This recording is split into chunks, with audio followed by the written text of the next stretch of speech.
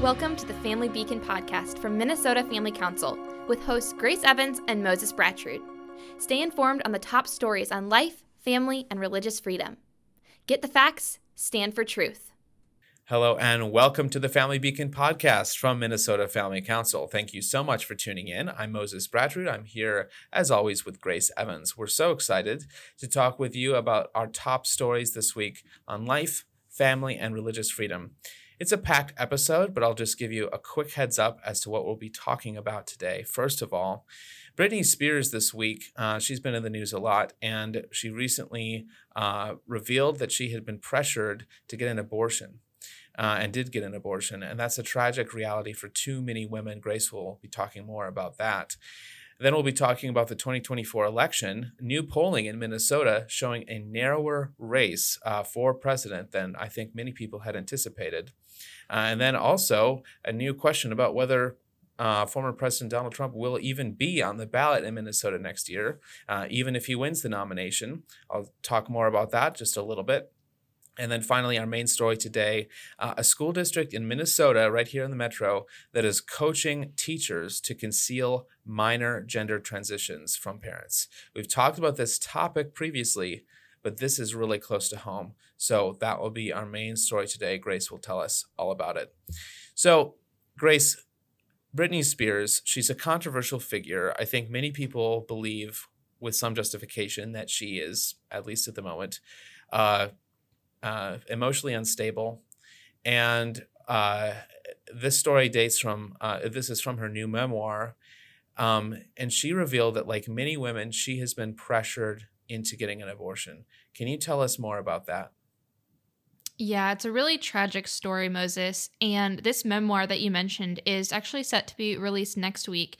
And as kind of promo for this memoir, she dropped a huge bombshell, which is included in the memoir.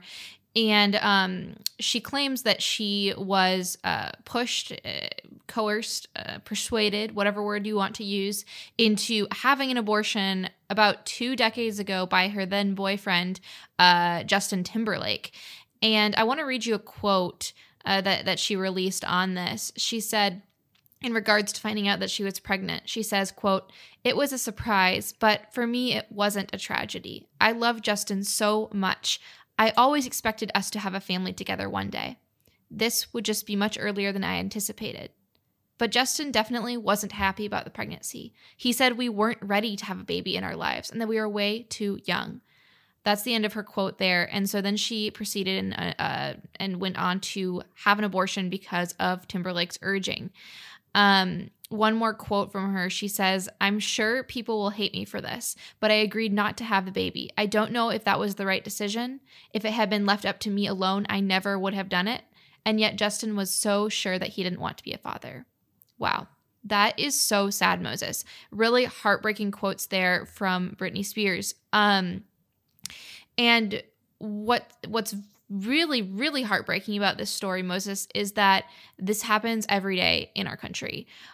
This is a very, very common refrain from young women in our country. Most women facing unplanned pregnancies would actually keep their baby if their partner supported them in choosing life. And as we can see here, Britney Spears absolutely would have kept her baby if only her then partner, her boyfriend then, would have been supportive.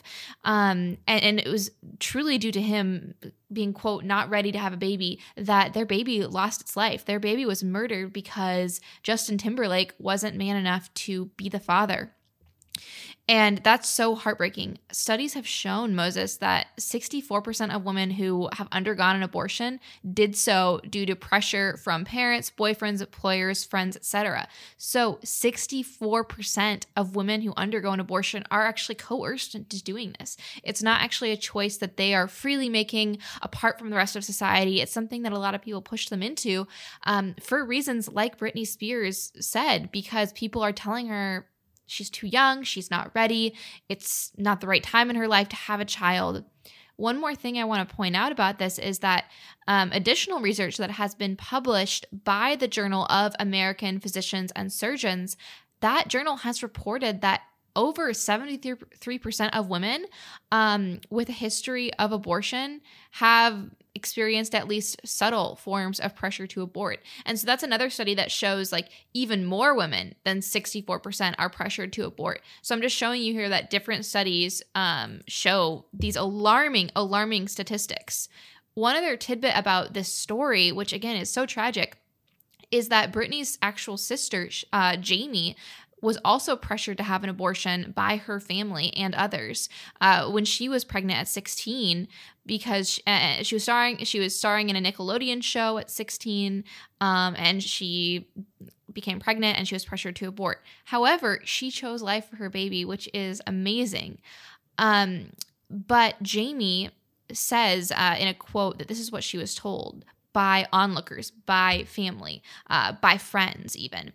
They told her, quote, "It will kill your career. You're just too young. You don't know what you're doing. There are pills you can take. We can help you take care of this problem." She says, "Everyone around me just wanted to make this, quote, issue disappear, and everyone was certain that termination would be the best course of action." And that is so sad to me right there, because her baby was referred to as a problem, as a issue, not as her child that was worthy of life. And so that there is just heartbreaking. You know, there's a history of it in the family. And not only are women pressured to abort, Moses, as we've seen by these alarming statistics and just through Britney's story and Jamie's story, but women, research has shown that over 60%, well over 60% of women who were pressured into abortion, these women show signs of trauma. They have symptoms of post-traumatic stress disorder. They often have a higher risk. Actually, indeed, they have a 65% higher risk of clinical depression. And they have a much, much higher rate of suicide compared to women who give birth. It's actually a 6 to 7 times higher rate of suicide, the women who choose to give birth. And so that it's heartbreaking because it's a story that many women in America can relate to. And when Britney says, quote, "To this day, it's one of the most agonizing things I have ever experienced in my life," it should break each of our hearts, because this story is common. Moses, what are your thoughts on this?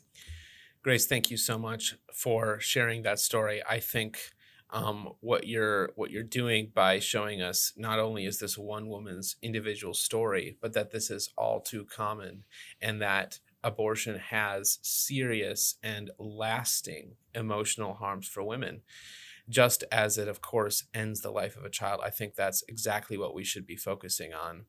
And I think one thing as I get older that I think about, is regret. Regret in the past. For the past.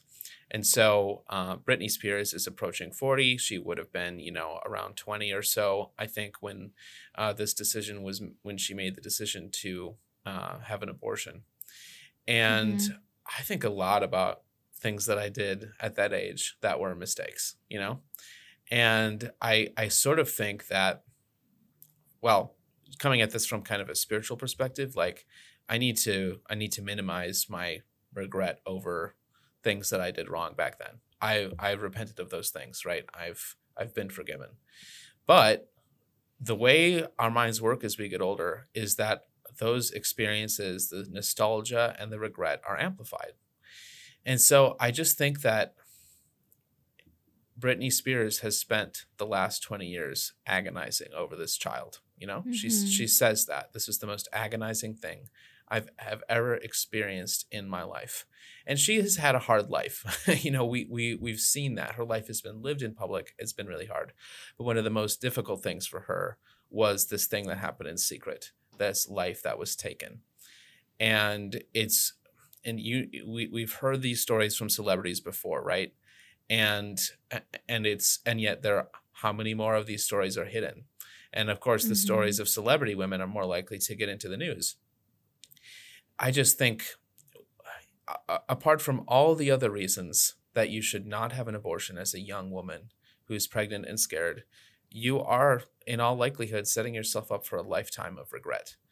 I think it's absolutely true that people regret abortion at extremely high rates. Of course, there are people who don't, but women very frequently regret abortions. And yet, And yet there are very few women who actually regret bringing a child into the world. However hard that child's life ends up being, mothers love their children. I mean, that's one of the fundamental truths of being human. So Absolutely. I'm glad that you brought that story up. I think maybe my final thought is let's prayerfully think about the women in our lives who may have had abortions, who need love, comfort, forgiveness, and to find hope and consolation. Grace, you and I both have talked with post-abortive women who offer support to other women in those situations. So I'm glad that that's available, and I hope it will become more of a thing, that more women will seek that care. And I did want to switch gears now and talk about the 2024 election. And I wonder if some people who are watching or listening might be wondering why it's October 2023. Well, that means we're almost just a little bit more than a year away from the 2024 elections. Things are starting to happen. And we need to be paying attention to these things now so that we are prepared for what's going to happen next year. And there's a new poll that I'll be talking about, Grace, and it has interesting results for Joe Biden and Donald Trump, if those are the two nominees next year. I want to start by looking back at a few years. So in 2016, Donald Trump was on the ballot versus Hillary Clinton, and he lost by only a 1.5% margin. So that was a really close margin by Minnesota standards. In 2020, on the other hand, Joe Biden, again, Donald Trump on the ballot, Joe Biden won by 7.2%. So there are many factors at play.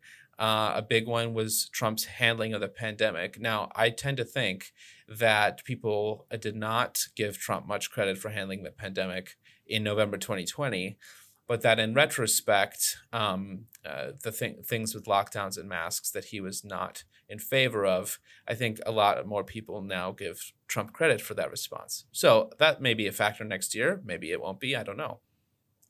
Now, believe it or not, it's been 3 years since the last election. This Emerson poll is a sign that pollsters and groups are looking at the 2024 election. And now there's the caveat, of course, anything could happen.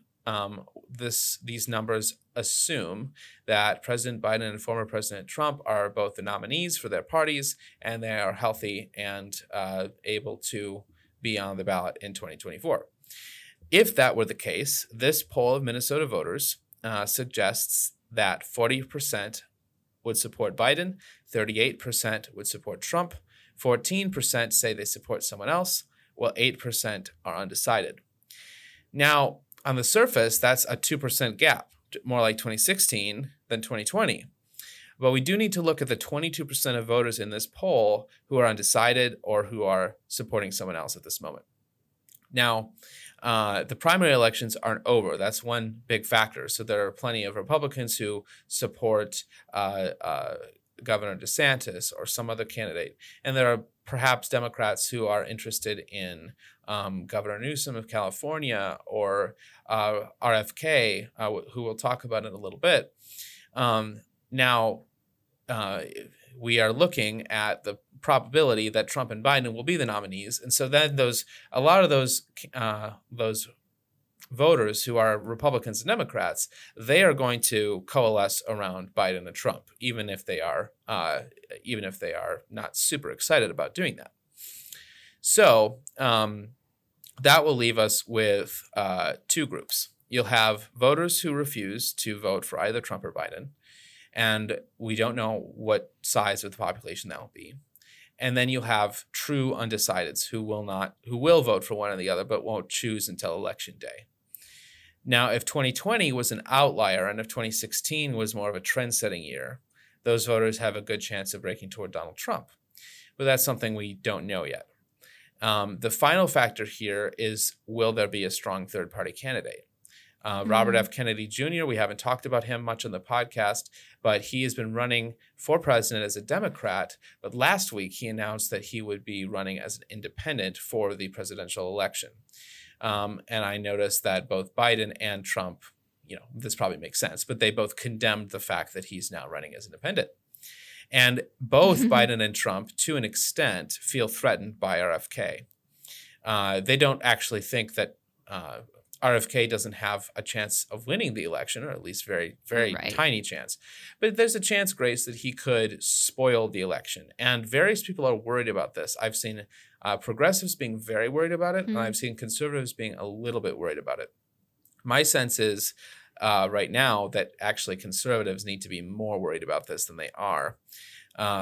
There have been some polls that show that RFK seems to be pulling from Biden voters, but that makes sense because up until this point, he's been running as a Democrat. However, there is a chance that Republicans could break towards Kennedy because they view him quite favorably. Republicans are 55% view him. 55% of Republicans view RFK Jr. favorably.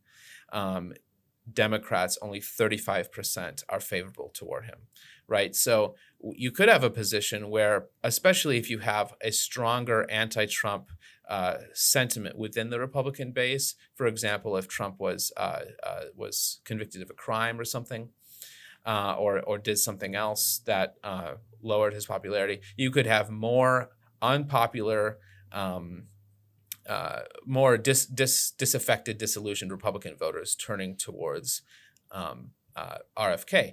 The same would be true, of course, if Biden had serious missteps. Then, if there's a viable third-party candidate, like possibly RFK, then perhaps you would have Democrats turning toward RFK, and then he would truly be possibly a spoiling candidate for one or the other. It's worth remembering, though, in 2020, only 1.25% of voters pulled the lever for a candidate other than Biden or Trump in Minnesota. That's adding together all the third parties and including those who wrote someone else in entirely. So this has historically been a small pool. Probably one more thing to mention there is that we're talking about, even if let's say that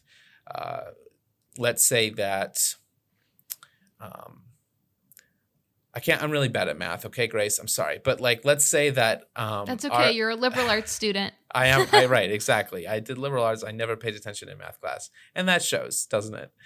But if RFK gets 5% in Minnesota, he doesn't get 5% of our electoral votes. It's a winner-take-all system. So the candidate to get to 270 electoral votes is the person who will become president. And if Biden has the most, has a plurality of votes, even if he doesn't have an outright majority of the votes in Minnesota, he will get all 10 of our electoral votes. Now, but on the other hand, let's imagine that that 2 or 3% of the population decides to pull the lever for RFK instead of Biden. Well, that could push Minnesota into the Trump camp. I mean, it could.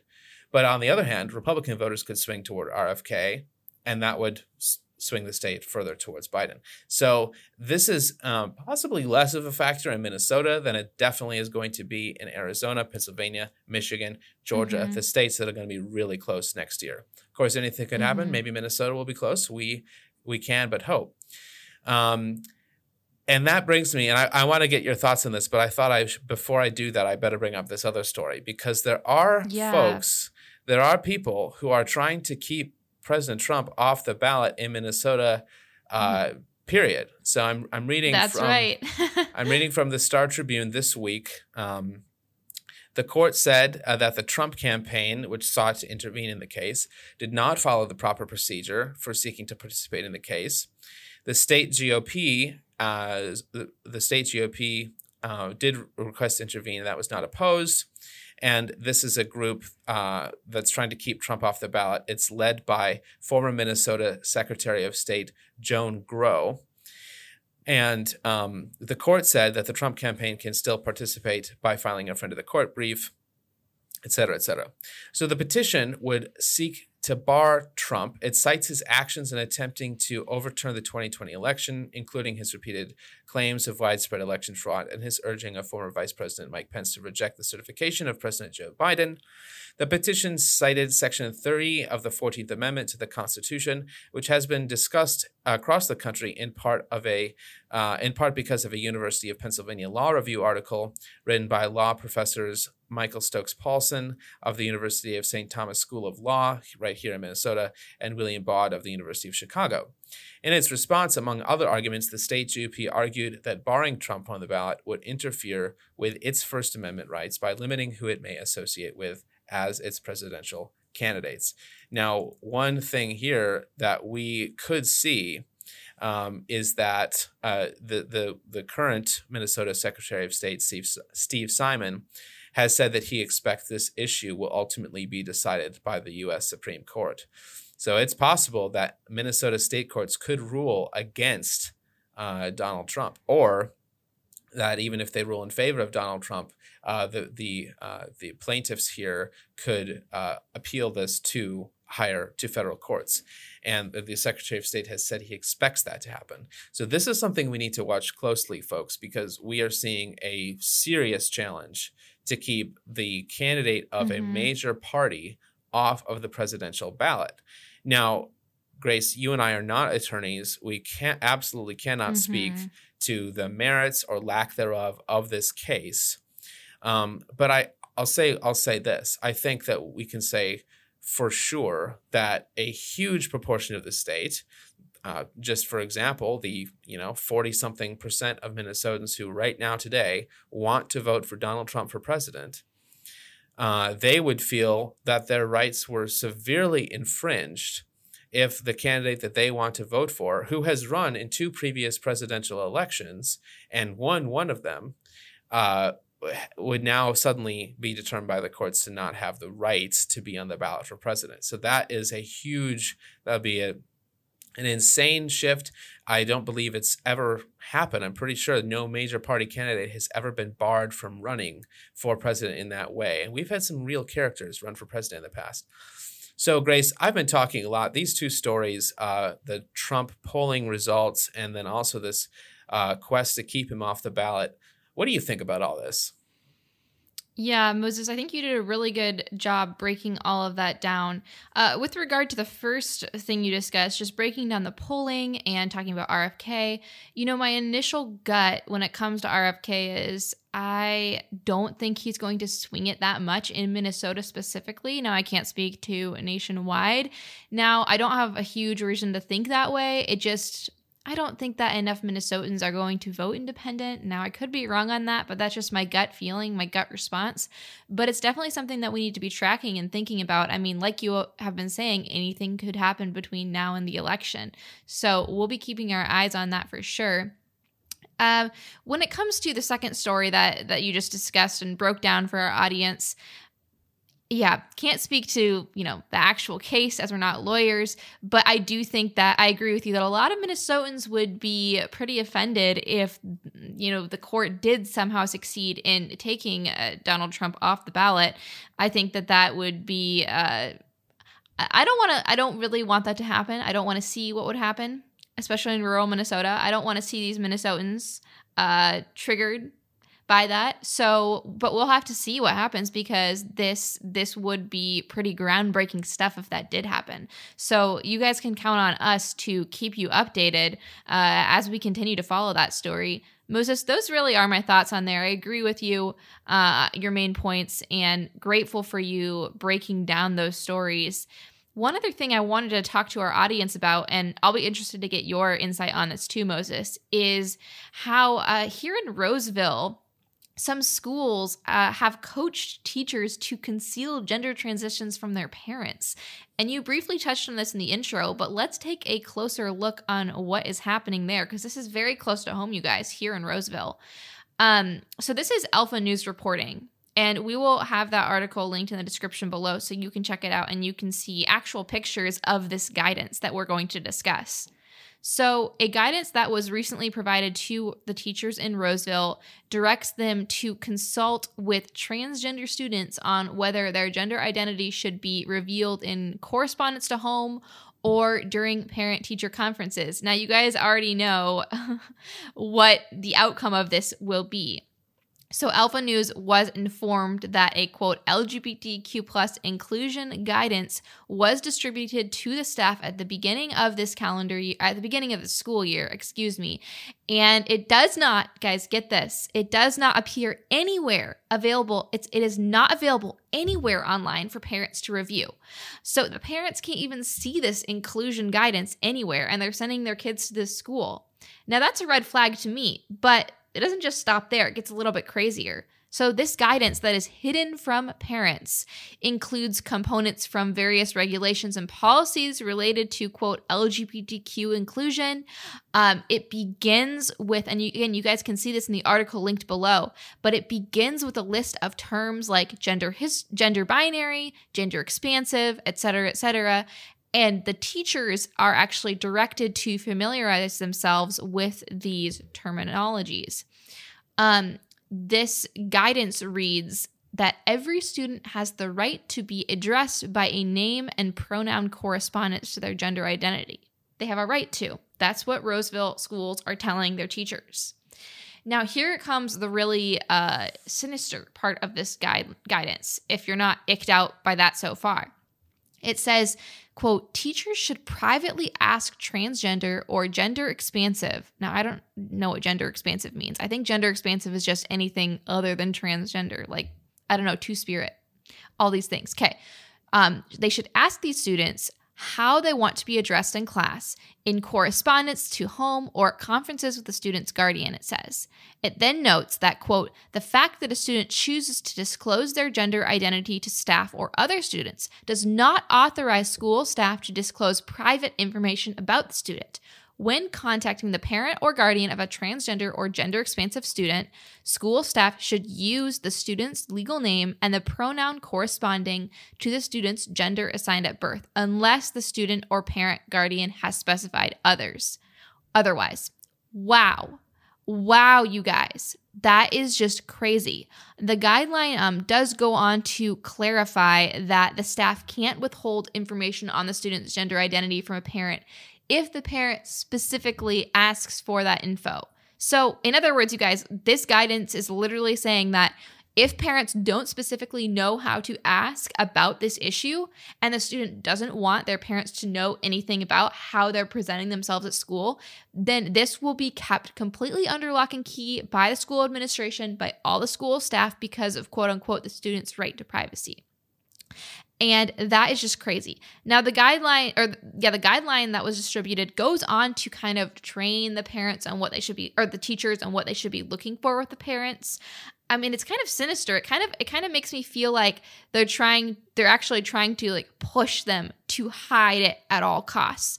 To hide that gender identity from parents, because the guidance goes on to explain that parents are going to generally be more likely to be aware of their children's gender identity if it's younger children that are at stake. But if it's older children, then they say that in general parents will play less of a role in that child's gender transition.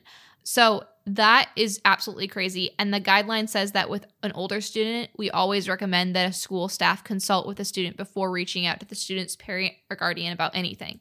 That is so crazy. It's wild what Roseville schools are trying to hide from a kid's parents. In this guidance also, it's the teachers are also instructed not only on this parental level, which is really, really harmful and disturbing to me, and I'm not even a parent, but even in this guidance, the teachers are also told that they shouldn't use any gendered language or rely on gender as a, quote, means of dividing the class. So instead, they should divide based on birthdays or even clothing color. It reads, quote, many teachers may have the tendency to give directions such as boys line up here and girls line up there, which forces students to either out their gender identity or be categorized with a gender they may not identify with. Finally, instead of greeting with "Good morning, boys and girls," teachers can greet students by simply saying "Good morning, students." So my thought in response to this portion about just getting rid of this gendered language in schools is that basically this guidance is telling teachers to be gender blind, which, as we know, is basically being truth blind. So these teachers are being asked to reject reality. They're being asked to reject literally what they see before their eyes and to ignore that there are boys and girls in the class. It doesn't get more basic than that. Right. I would have a serious concern. Oh, sorry, Moses, go ahead. I hear you saying something. No, I just said right. I'm just so in agreement with you. Please continue. They're literally being told to reject this reality. And it's so frustrating to me. I would not want to send my kids to a school where the teachers can't even tell a boy from a girl, or they can tell, but they're not allowed to say it. It's ridiculous. I would not teach that teacher or that school to teach my child how to read, how to write, how to do math. I would not trust it. And neither should you. There's even more sinister concerns here for me, Moses, and for everyone listening to this podcast, because this actually involves some pretty severe safety concerns for the girls that are attending these schools. Because if these teachers are not allowed to use gendered language, guess what else is required under these guidelines? The district, Alpha News reports, is required to allow students to participate in activities based on their gender identity, even in circumstances in which other parents, students, or community members raise objections or concerns. So this not only means that biological boys can be playing in girls' sports, which obviously hurts their ability to win competitions after their hard-earned training and it basically affects and skews their ability to win. Not only that, but it means that boys can actually use bathrooms and locker rooms that are designated for girls and that are just in accordance with their quote-unquote gender identity. Now, that raises some very serious concerns for Minnesota's children, Minnesota's girls specifically. So, wow, that was a lot of info I just threw at you. But the main thing I want you to remember from this story, from this breaking news, is that these schools in Roseville are coaching our teachers that we pay taxpayer money to fund. They are telling these teachers to conceal gender transitions from parents. Those parents could be you. They're literally telling these parents not to say anything to you. That is awful. Absolutely awful. And in addition, you guys, there's all this stuff, safety concerns for girls. These teachers aren't supposed to use gendered language, which totally distorts truth, and they're rejecting reality, and they're teaching their students to reject reality. Moses, I would love to hear your thoughts on this since you are a parent. Thank you, Grace. I am a parent, and the idea of the school district trying to keep information from me as a parent about my child, extremely personal information that as a parent I need to know to adequately care for my child. Like if my child is being bullied at school, of course I would expect the student to tell, I would expect the school to tell me. If there's any type of mental health concern that my child shows at school, the school district needs to tell me as a parent. Mm-hmm. And to see that the school district, as you said, and I won't reiterate this too much, but their default posture is secrecy. Their default Mm-hmm. posture is to, unless they're told otherwise, they will, even after a gender transition form or whatever is on file at the office, they will continue to communicate to the parents using the student's birth name and birth sex, which, of course, is the only real sex that person will ever have. And so that's their default posture, secrecy, hiding information from parents. Mm-hmm. And then to the safety concerns you raised, they're giving themselves this cushion. They're saying students will be allowed to participate in whatever the heck they want based on their gender identity perceived by them, quote, even in circumstances in which other students, parents, or community members raise objections or concerns.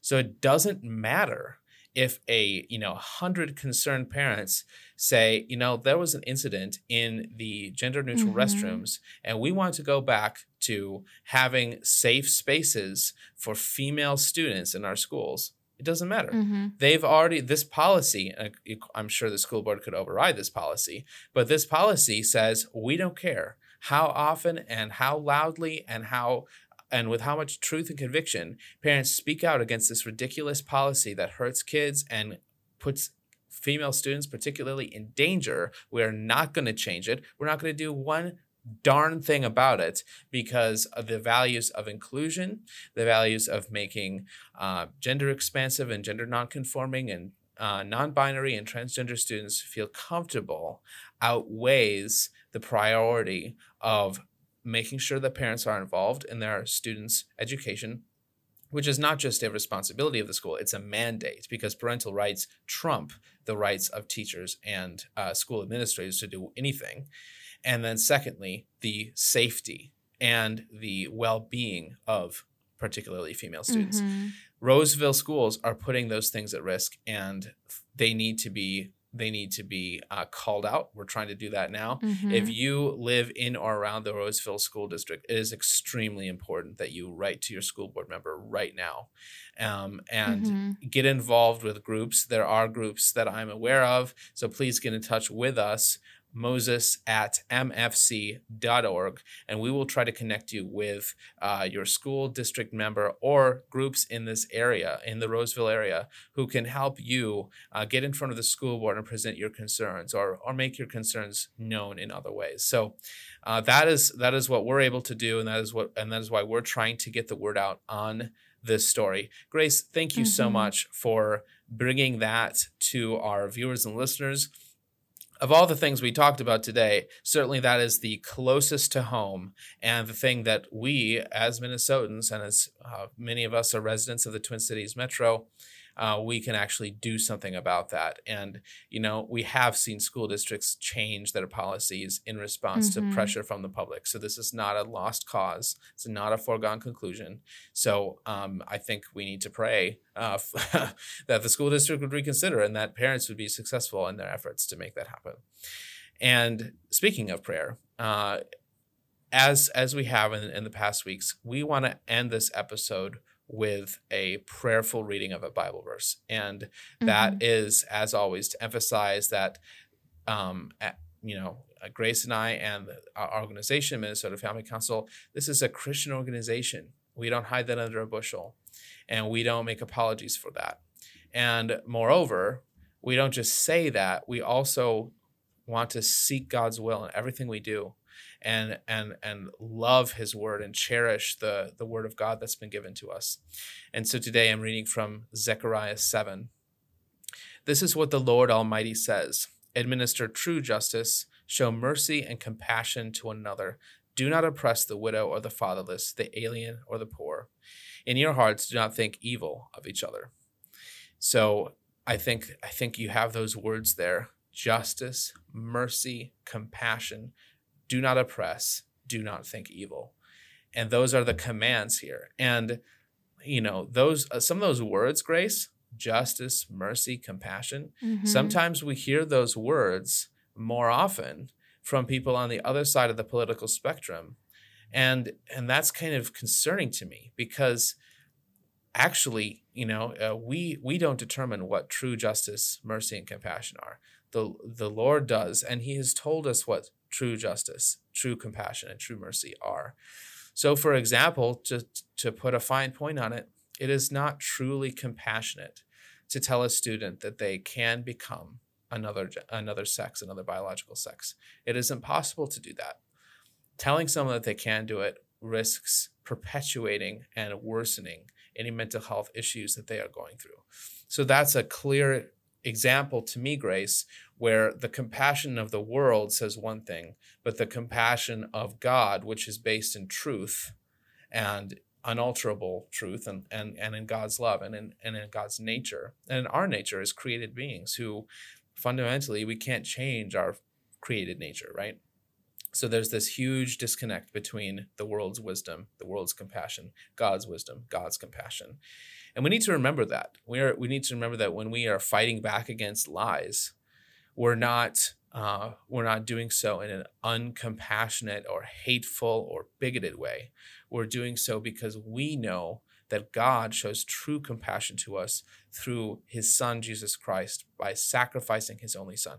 And so we know that justice, compassion, love, mercy, those things are defined by God and then practiced by us. We don't get to define those things and then make God into a papier-mâché figure who just validates what we have said and believe, right? Mm-hmm. So that's what I'm taking from those verses in Zechariah today. Do you have any thoughts on that, Grace?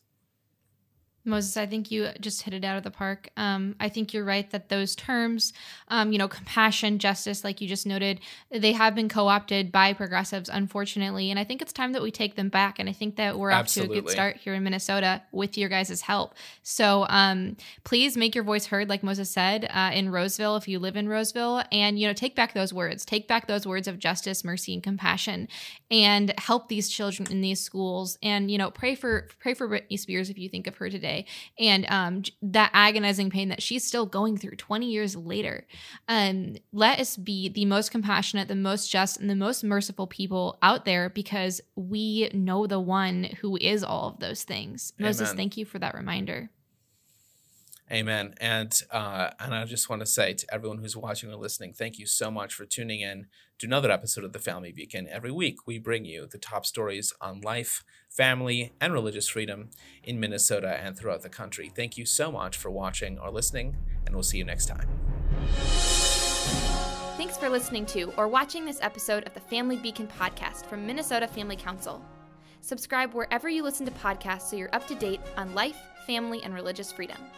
You can follow us on Instagram at MN Family Council and subscribe to us on YouTube to watch our content. Get the facts, stand for truth.